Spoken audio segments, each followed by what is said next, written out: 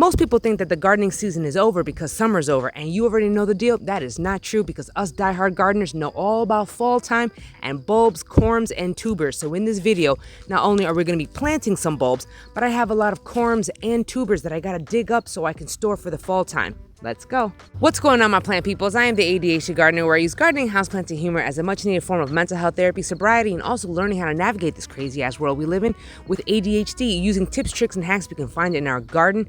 And once again, patience is one of those things that we just are going to need.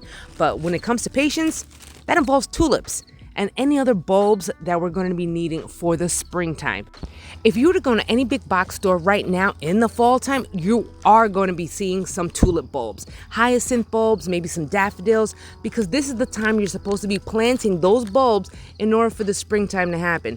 Now, if you may have already some lilies, now the lilies are actually also bulbs too. We're going to be addressing lilies later on, but right now, the bulbs is where it's at. You're probably asking me, Jack, why do I need to plant these bulbs right now for the springtime? Can't I just plant them in the spring?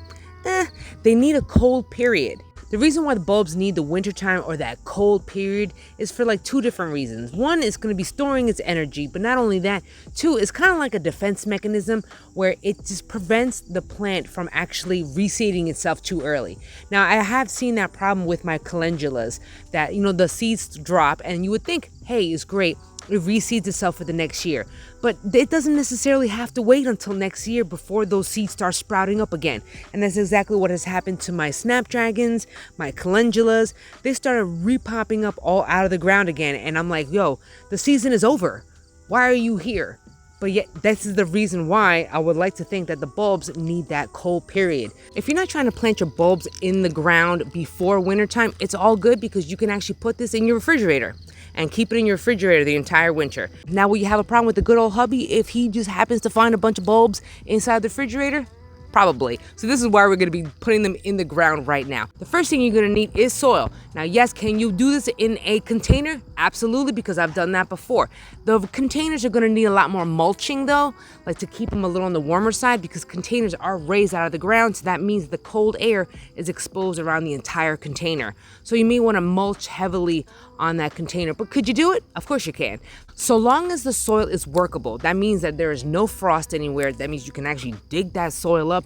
You can still plant these bulbs. So if you're in like late October, even sometimes November, I wouldn't be pushing it. I live up north, so our cutoff is probably like, the end of October, which is basically very, very soon, which means I got to get the plant in. If you live down south, I'm not too sure, but that's probably where the refrigerator is going to come in handy with you, because they do need that cold period, and I don't know how cold it does get down south. All right, and so Florida, Texas people, down south people, do you even get frost? Does your ground even freeze? I'm not really sure about that, so this is probably where the refrigerator may come into play for you southerners, but up here up north, just being outside is just good enough. Just throwing it out there, you are definitely going to need some sort of fertilizer or compost. I don't want to say the queen of compost, but because my chickens be doing their thing, I do have some compost, but if not, granular fertilizer is the way to go. These plants are going to be hungry. They're going to need something. They're going to need the nutrients, so we're going to be having that. I got both. I have fertilizer and some good old compost from my garden. When you're planting your bulbs, make sure that the top of it is pointing up, because that's the part that's going to be sticking out of the soil. The bottom, where the roots are going to go, down. I know this sounds trivial to say, but you never know. Maybe people might need to know this.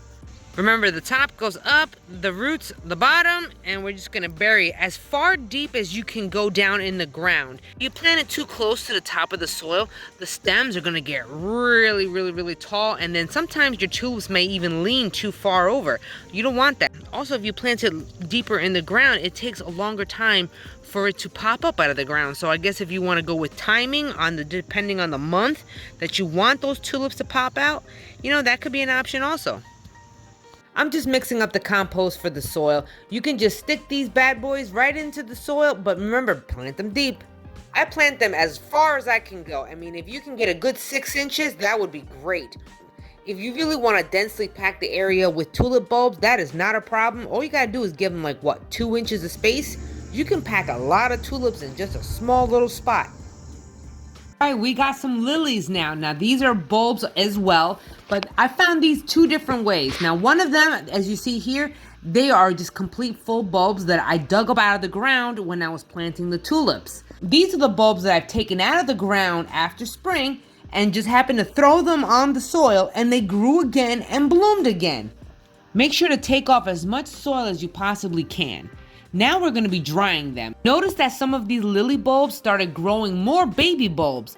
Now I don't know if those are going to work out and actually grow next year. I guess we'll find out, but we're going to be packing them inside of it as well. Notice that there's leaves on here.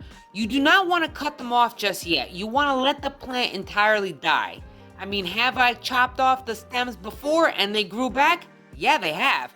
But would I chance it again? No, I will not.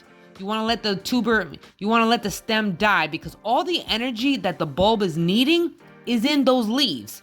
So if you chop off those plant leaves too early, then the bulb has not gotten a chance to store up all that energy from the leaves. We're going to be storing these bulbs in a cool, dark spot, and we do not want any soil because you never know. We could be encouraging mold growth. We could be encouraging some other nonsense. We don't want any added extra moisture from the soil.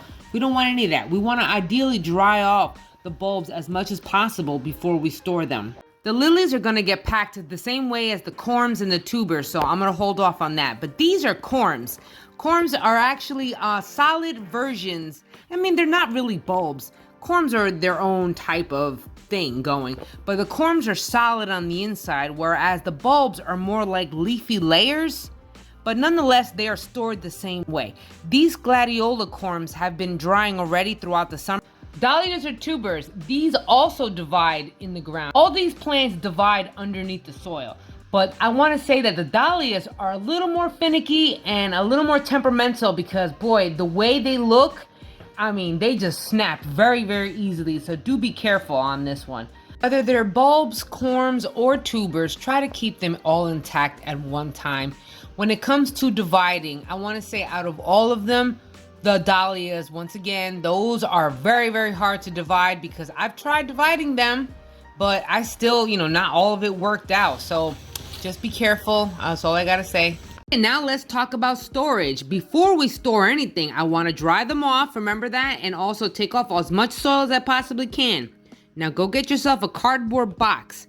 We're going to need that cardboard box. The medium inside of the cardboard is going to be either you have your choice of cocoa core, you can use vermiculite, that's what I'm using right now because that's what I have.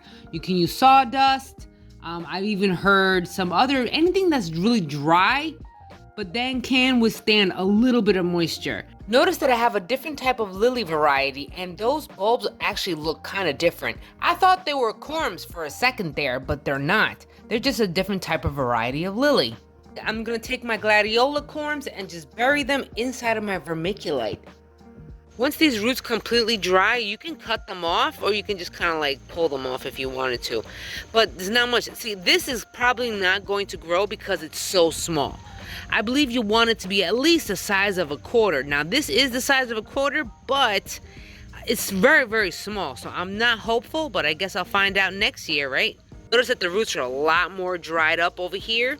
This is what you want to see. If you really wanted to like chop all these roots off, you can take a scissors and just kind of give it a haircut. Don't go too far down into the bulb bottoms. You do not want to do that. See all this extra root right here? You can cut that off, but don't cut off too much of it. Just cut off the bare minimum, basically what I'm holding right here. So it's okay to have that much level of roots exposed. It's all good. This one could use a lot more drying because this one's the one that I pulled out of the ground. Notice that these roots are still pretty fresh. So again, this one needs time to dry a little bit more. This is probably going to take maybe about a few days, 2 to 3 days or something. If you want to help it along, you can totally cut down these roots to the bare minimum. And also just continue kind of like getting rid of a lot of the ones with the green stems. This one is pretty fresh. So if you were to put this away, I'm not sure how well it's going to do. Guess what I'm going to do? I'm actually going to just bury it in here. Ideally, you want to be able to have this completely dried out. You can see, notice that the roots, these are okay, but they're not dried out yet. So if I repeat, if you're going to do exactly what I am going to be doing right now, then you have to be paying attention to, whatever medium you're putting this in, because you're looking for rot and you don't want that to happen. This one is a lot more dried out, but it still is kind of soft because look at those leaves. They're fresh leaves. So again, we're going to be chopping off some of the base roots. See, look. All right, so this is not dried up. But remember, we're not putting this in soil. We're putting this in another drier medium. Vermiculite, peat moss, cocoa coir, sawdust is a lot drier. Technically, I don't think will rot at all. I think this will be just fine. After they've dried off, this is when you're going to be planting them. What am I saying?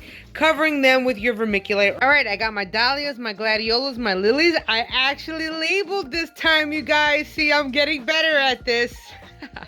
I'm going to put them in my basement where it's nice and cool, and it's going to stay there all wintertime until the early season of next year.